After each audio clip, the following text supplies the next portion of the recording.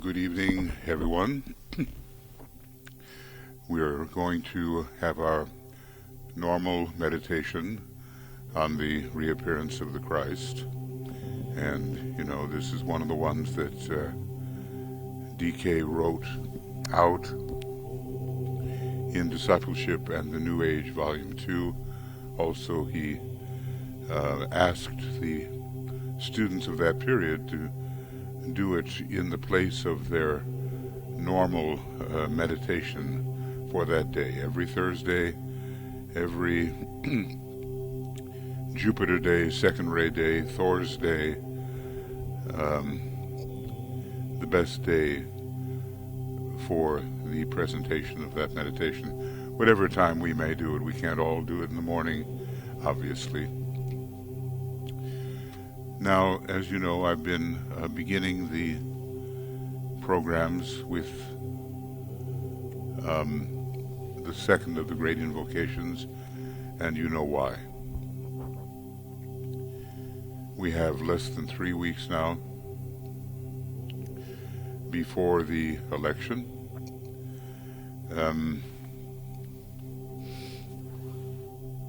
And it is, we're in the midst of a fight for democracy to be fought out in the United States, but having worldwide repercussions. So our concentration at a sufficient point of tension is needed to help invoke the Kalki avatar, the Christ, the rider from the secret place, who comes forth this time not for 3 years, when he began his public ministry at the time of the baptism, or shortly after, but in fact,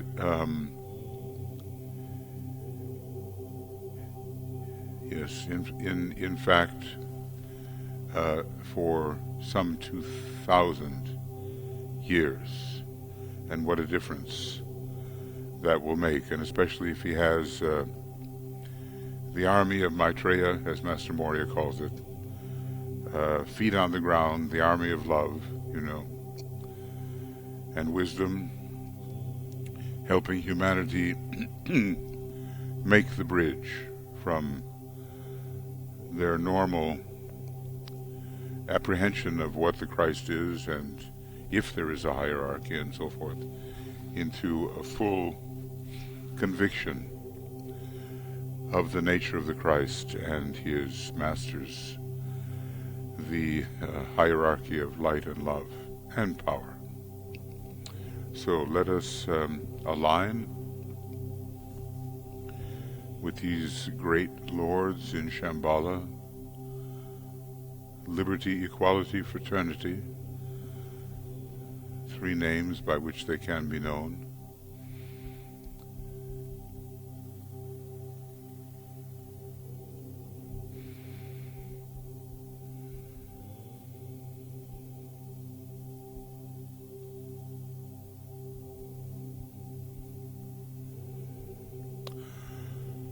Let the Lords of Liberation issue forth.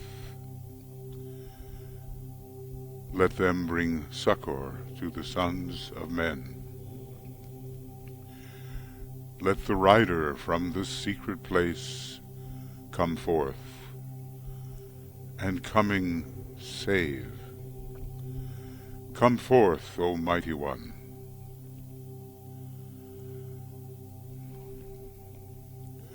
Let the souls of men awaken to the light, and may they stand with massed intent. Let the fiat of the Lord go forth. The end of woe has come. Come forth, O Mighty One. The hour of service of the saving force has now arrived. Let it be spread abroad, O Mighty One.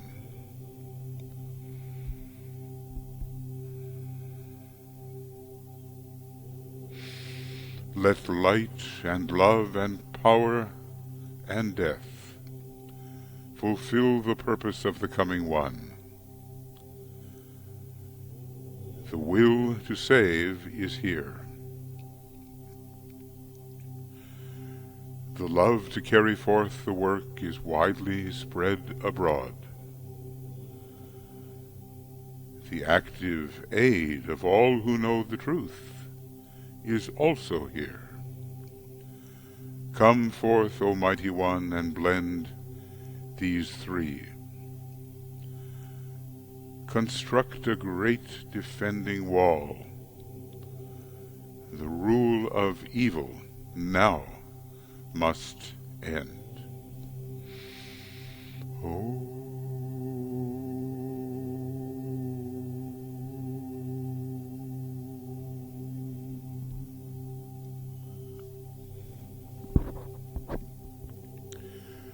And that's precisely why we are doing this meditation, to ensure that the rule of evil does not become established, because that is what the counterforce is hoping for and working towards. And you know, it's always 1, 2, 3. 3 is the charm. So maybe it will also mean that they will be defeated for quite a while. As it said in the Bible, that Satan will be bound for 1,000 years, symbolically speaking. That is what we hope for and work for. I'm doing a little reading now from the Reappearance of the Christ. You know, this book should be read every year, I think. And I'll bring out a little bit of the reading now. The motivation for this reappearance is complete and settled. Obviously, the redemption of humanity and the planet. It is clearly perceived by the Christ. The work initiated by him 2,000 years ago must be completed. The new world religion must be inaugurated, a scientific cyclic religion, by the way. The needs of a demanding, invocative humanity cannot be ignored. Those steps which precede a stupendous hierarchical initiation in which the Christ is the leading participant must be taken. Well, he is a becoming initiate of the 7th degree, as is the Buddha. What will be this great hierarchical initiation? Will it occur in Wesak? Will it occur in Leo, when the full membership of the hierarchy is assembled and recognized? The events which are symptomatic of the, quote, time of the end may not be delayed, and already we begin to see some of these events in terms of world circumstance. If one may venture to speak in such terms, reverent and symbolical, the reward accorded to the Christ as he announced his decision as final and irrevocable was the permission, or rather the right, to use a certain great invocation never before granted, and to use it in 2 ways. Number 1, as a hierarchical invocation directed towards the center where the will of God is known. Number 2, as a world prayer expressed in such phraseology that all humanity could intelligently use it. And that's where the Tibetan and Alice Bailey came into the picture, expressing such phraseology. So the invocation for light, love, and power flies upward towards Shambhala. as it is used by the hierarchy, and as it is given to humanity, a great world prayer now translated into many languages. I don't know how many, but obviously well over 100. And there's only around 200 nations, a bit less. The right to use certain great words of power, or, quote, stanzas of direction, is never lightly accorded. The decision of Christ to appear again among men, because he didn't have to necessarily do it that way. He could have stopped at the astral or etheric plane, bringing his disciples with him, drew forth this permission from the Lord of the world, the Ancient of Days. After this climaxing point of spiritual crisis and its consequent decision, a point of tension was reached, and it is in this state of spiritual tension that the Church Invisible is now working and planning, swinging the disciples of the Christ active on earth into the same condition of spiritual tension. So all of this is about the will and the sustaining with continuity of spiritual tension at the right point of tension. The success of Christ's return to visible presence, as well as other factors related to his reappearance, are dependent upon happenings and contacts which are now taking place within this period of tension. So already it began, before this was written, in the late 40s.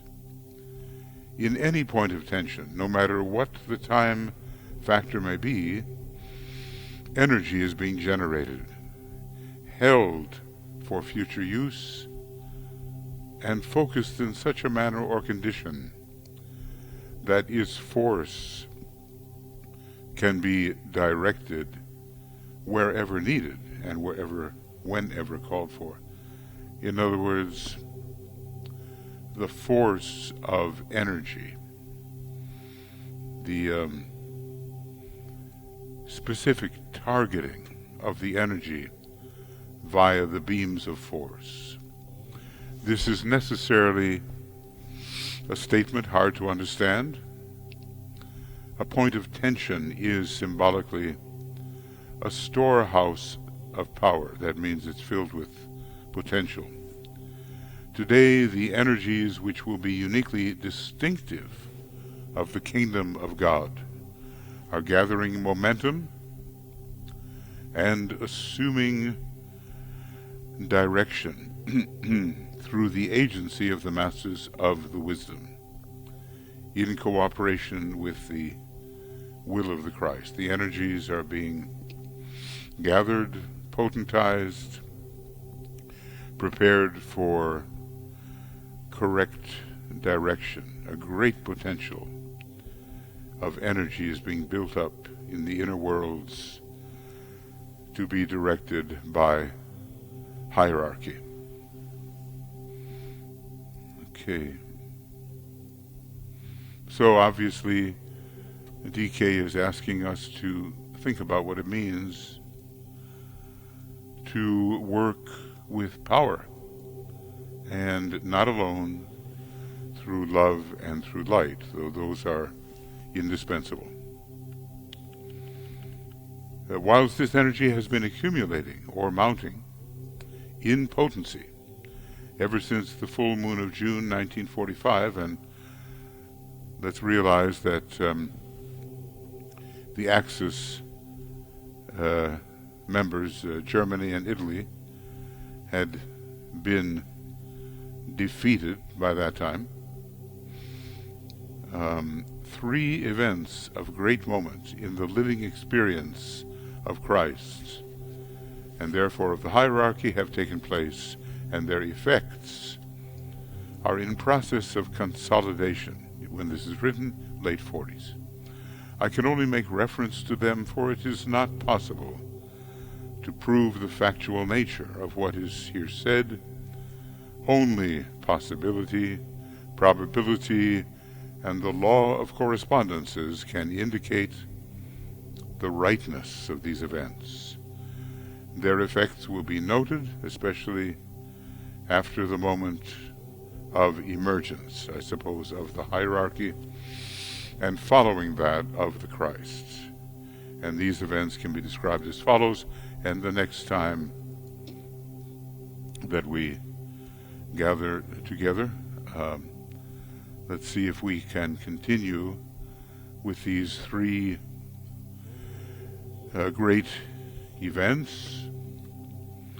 You know, we're kind of reliving this story, but we're in the period when it is coming to fruition. He's going to talk about the spirit of peace, the Christ consciousness, and the messengers. And then we'll get into a new section which will be called Christ as the forerunner of the Aquarian Age. Now, you know, this is such a fascinating book when you realize the planning that's going on behind the scenes and in which we can participate if we will. So, I'll mark this for next time, ending on the 15th of October 2020 and beginning 22nd October 2020 morning program.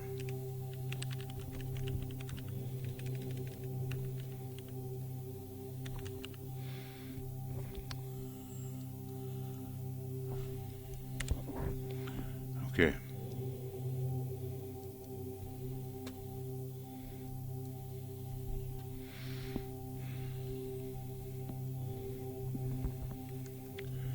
Now let's switch and go into the meditation proper.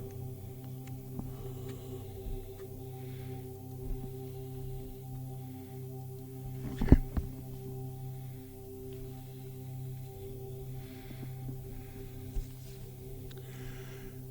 Using it as an opportunity to come ever closer to the Christ as a group.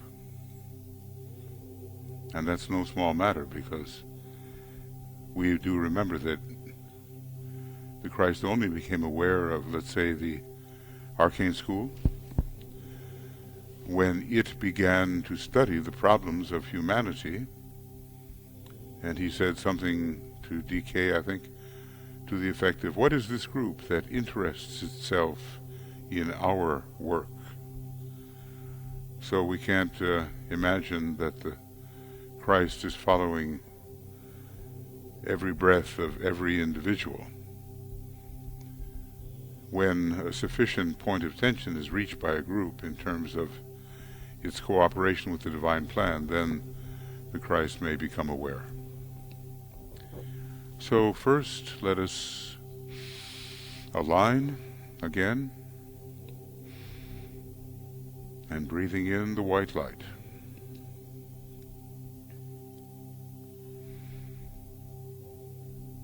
And we are all co-disciples in the light. We carry on our triangles,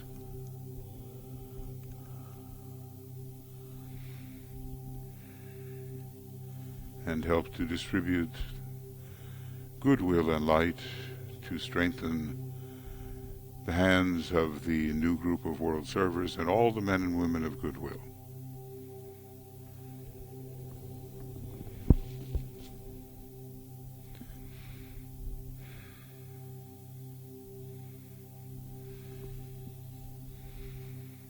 We achieve a positive and intended personality quietness.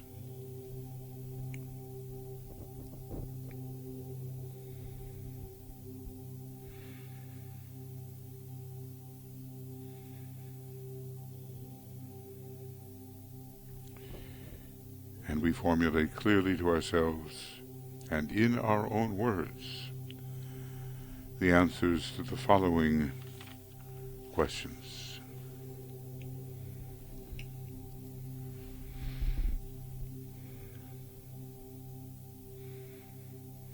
Number one, as a member of the new group of world servers, what is my specific, fixed intention at this moment of dedicated contact with my soul?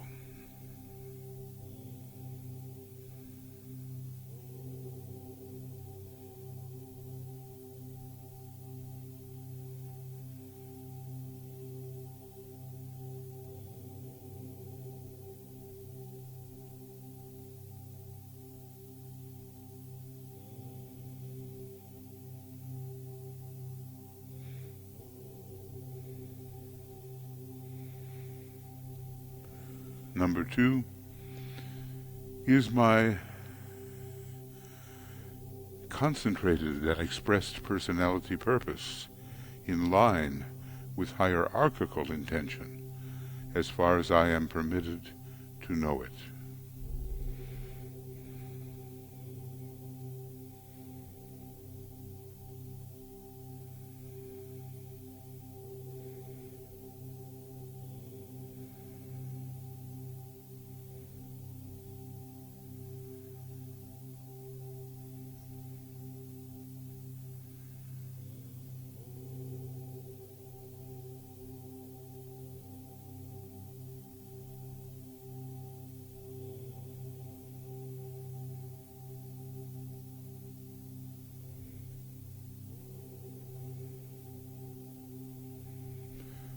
Number three, have I, in my own personal daily life, earned the right, because of definite effort and not so much because of success, to stand with those servers who are now undertaking the work of preparation?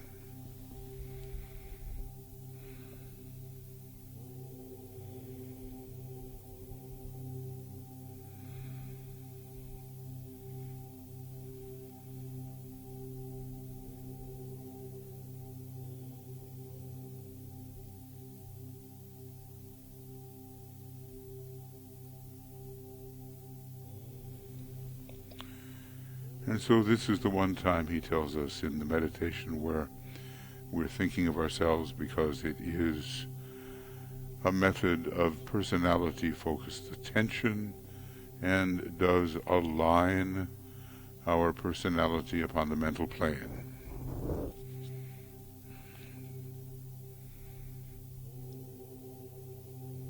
So we want to know where we stand and whether we are fulfilling the requirements.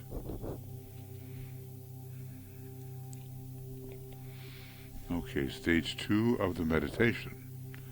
Having answered these 3 questions in the light of the soul, then we say, with emphasis, forgetting the things which lie behind, I will strive towards my higher spiritual possibilities.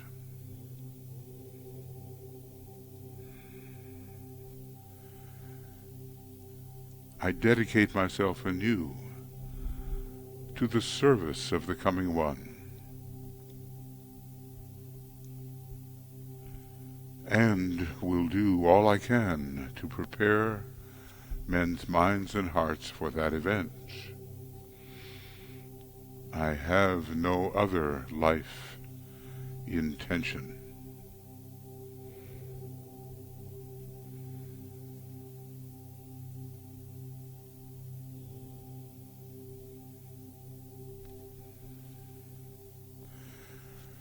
So as I've said, this really separates the sheep from the goats.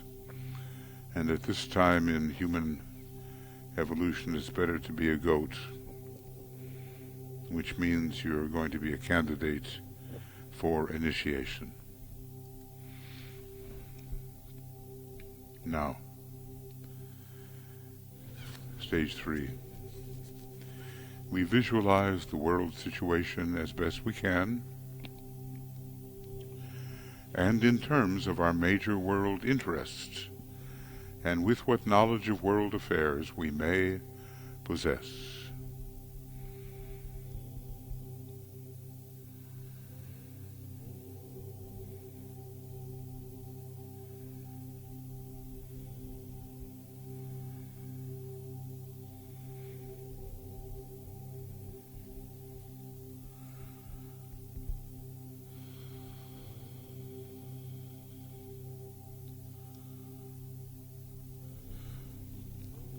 We see the mass of men everywhere glowing with a dim light.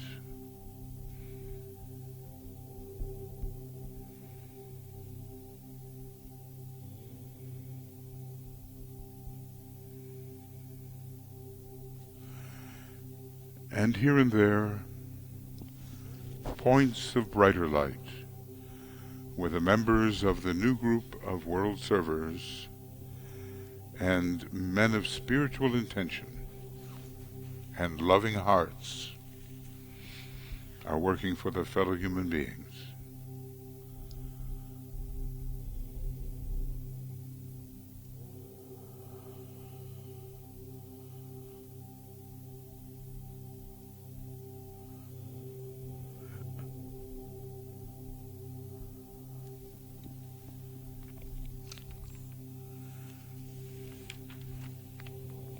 And then we visualize through the creative imagination the vivid light of hierarchy streaming towards humanity and slowly merging with the light which is already in the race of human beings.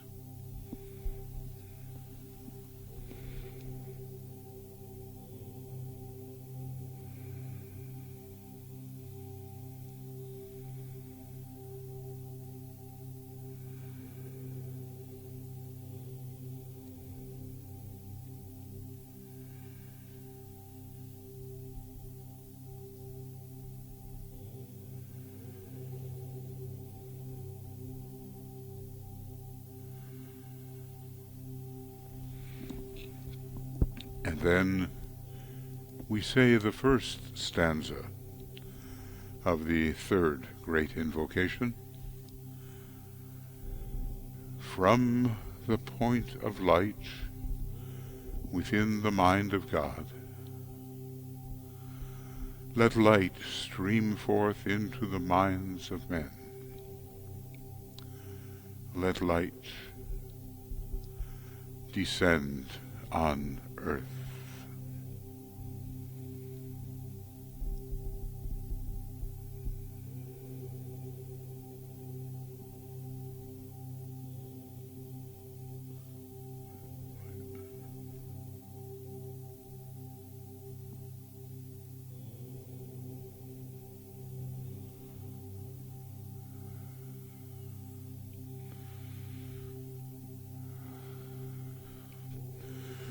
Light is a great substance.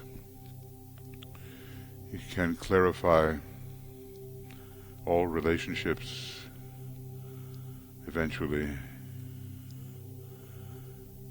and we need that instead of the prevailing glamours and illusions. And then we ponder on the reappearance of the Christ.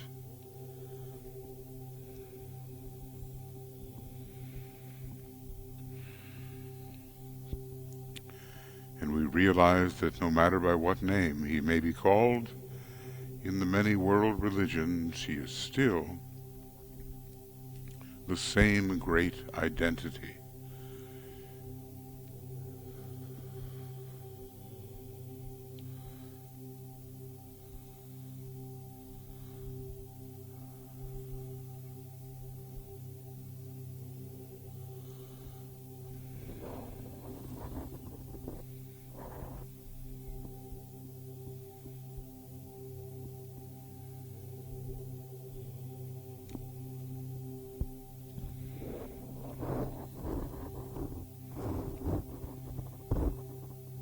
And we reflect and we speculate upon the possible results of his appearance.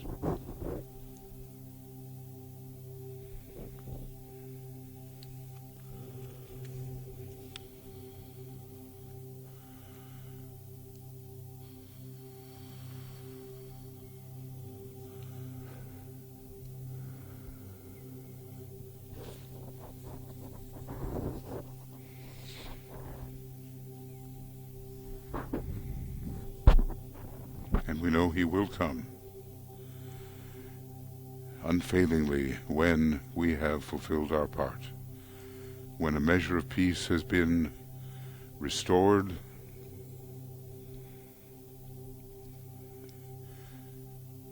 when the principle of sharing is at least in process of controlling economic affairs, and when the churches and political groups have begun to clean house. This latter process is already happening.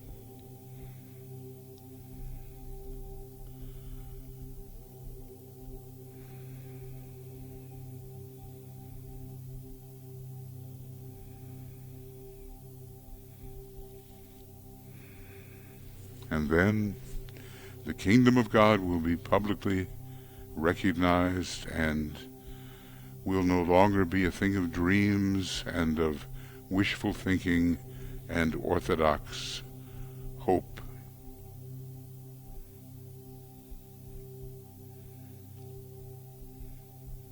There will come a time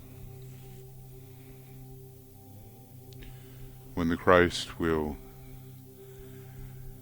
evaluate the labors of his soul, and he will be satisfied, but so much work remains until that time, probably at the end of the Aquarian age. And then we say the second stanza of the invocation.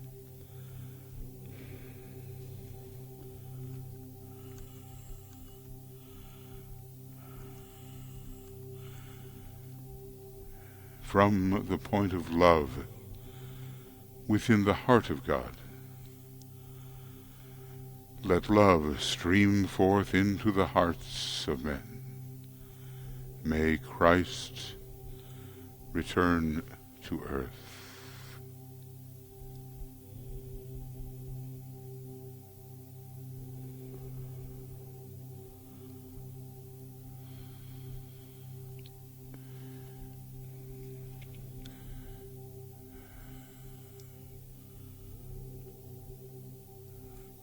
We endeavor to serve and spread love in our surroundings,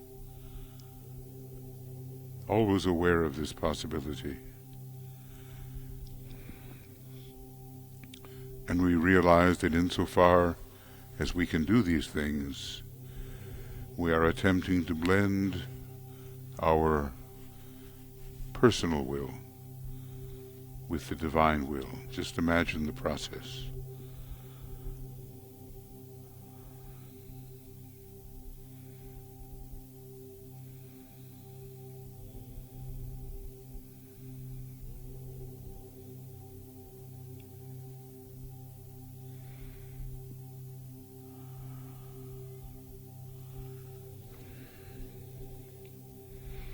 And then the stanza of the will, stanza 3.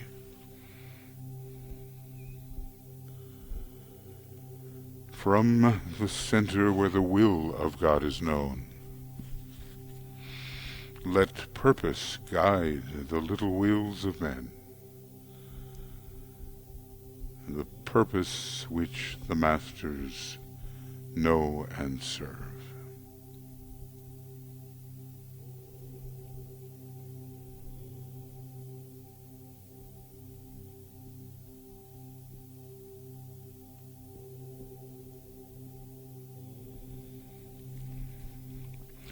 What's it like to live guided by purpose, animated by purpose, directed by purpose? Purpose ever in mind as we do all the little things that lead to the fulfillment of the purpose. Let's all of us have a purpose-filled life.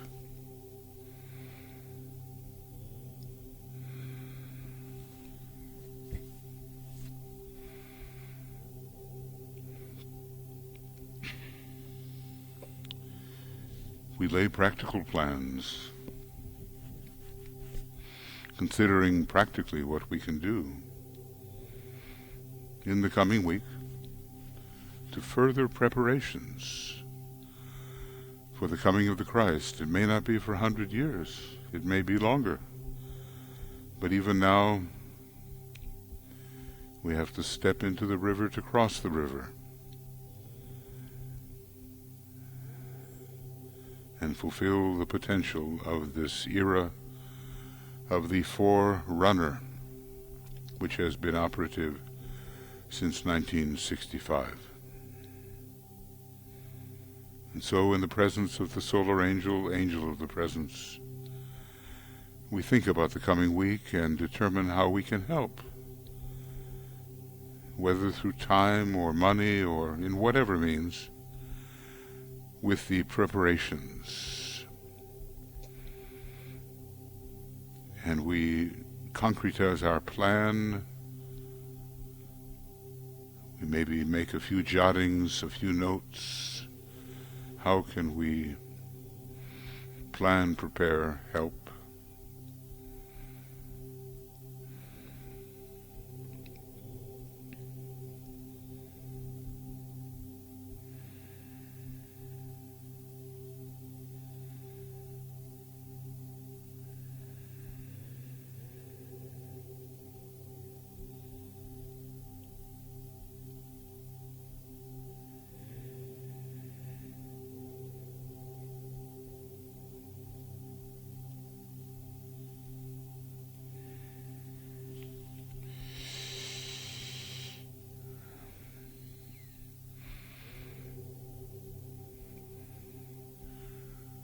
So may we play our part, and let us respond to the vibration of the Christ as if he is a living presence with whom we as a group can come into closer rapport, and let us commit ourselves in his name. We have gathered in your name, Lord Maitreya. Be with us.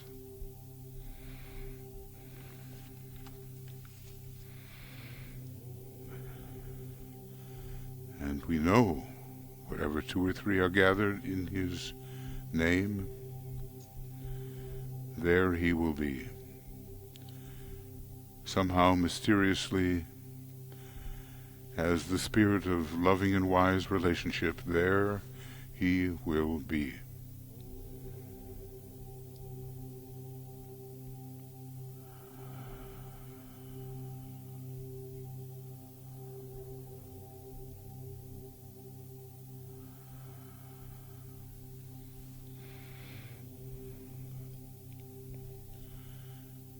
Now, as we prepare to close, we sound the Om 3 times, dedicating the threefold personality to the work of preparation.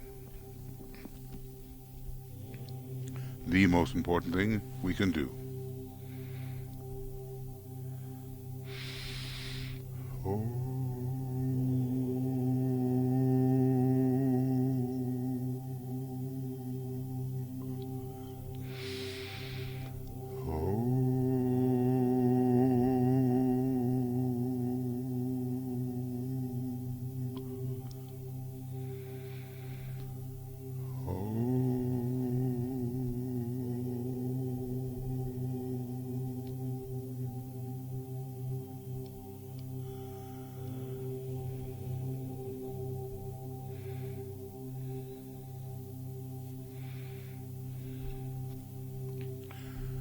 So we work forward to mobilize goodwill, to distribute the message of the reappearance of the Christ,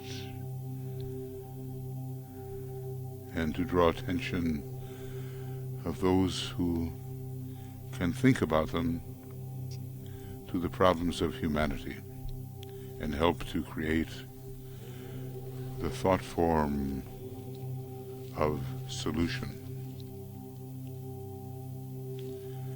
We're going to close our meditation with the idea that the Christ prays beneath his great pine tree every evening at the sunset hour and blesses humanity.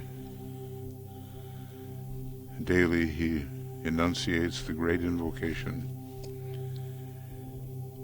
He is the great spirit of attentiveness, and he does not flag, he does not lapse.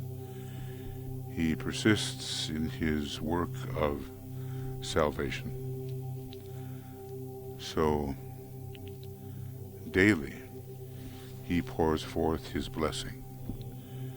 And tomorrow we work with cosmic fire in depth in the morning, and then the dissipation of glamour in the evening as a broadcast. Cosmic fire on Zoom. Hope to see you there. Lots of love, many blessings from Tuya and myself and the whole communications team.